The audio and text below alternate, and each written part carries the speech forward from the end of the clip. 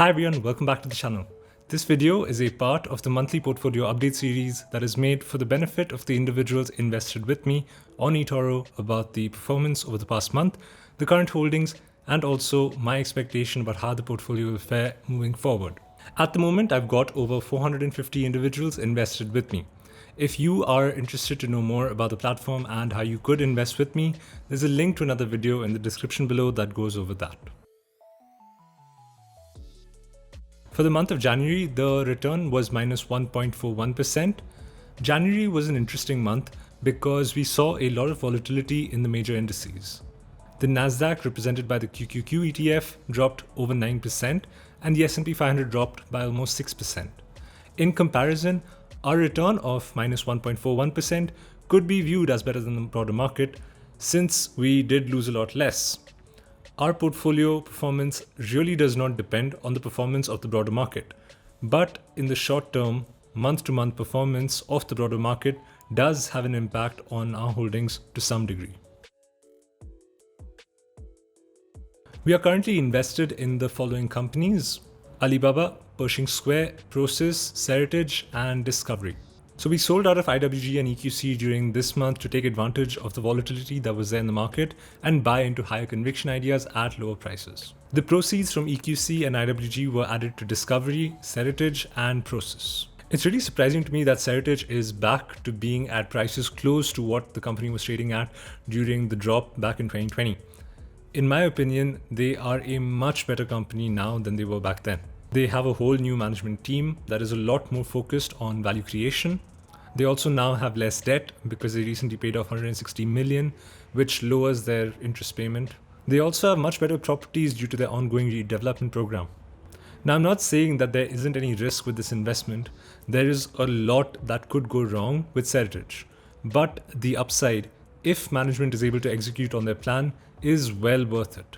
Even if all else fails, I believe that the net liquidation value of Seritage is more than $20 per share, maybe even closer to $35. In 1 year from now, Seritage will be priced very differently by the market if, and that's a big if, management is able to execute on their plan as expected. The next company I added to is Prosus. Prosus had announced a share buyback program of $5 billion back in August last year. As of this month, they have completed over 97% of this program, deploying over $4.8 billion into share buybacks. Initially, I was doubtful if Prosus management were willing to return money to shareholders through either buybacks or dividends or through some other means, or would the money all just be diverted towards employee compensation packages. But the recent actions by management are evidence that they are trying to return value back to shareholders.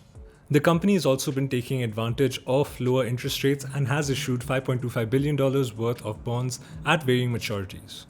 Fixed interest rate debt is a great way to benefit from an expected increase in inflation and in interest rates. Very simply explained, the company, Prosus, is able to get money for 30 years at 5% and then reinvest that money into opportunities that can hopefully earn them more than 5%. Historically, Prosus management has had a track record of being able to get an investment return of around 18%. This is excluding their 10-cent stake, including that it's around 32-33%. If they're able to achieve similar rates of returns, then this is a good sign of capital allocation by management who seem to know what they're doing.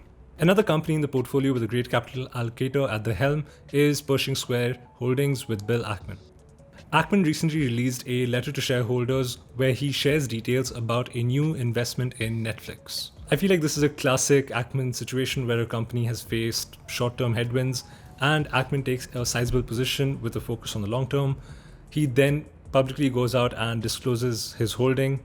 Maybe there's some sort of activism in the next few months, and eventually the investment is a multi-bagger and finally Ackman just exits the position. It's sort of a classic Bill Ackman situation. I think this is how that Netflix investment is going to play out. Pershing Square is probably the most stable holding in our portfolio. There isn't any huge upside potential despite the company trading at an average of around 30 to 40% below net asset value. It's a slow, consistent compounder with an opportunistic capital allocator.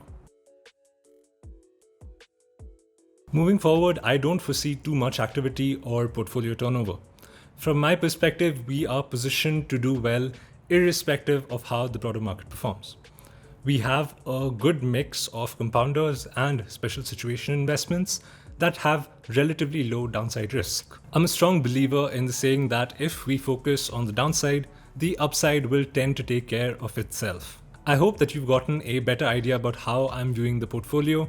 If you have any questions, do feel free to share them in the comments below, or if you want to reach out to me directly, you can do so on Twitter or on Instagram through the links in the description below. Thanks for taking the time to watch the update and have a great day.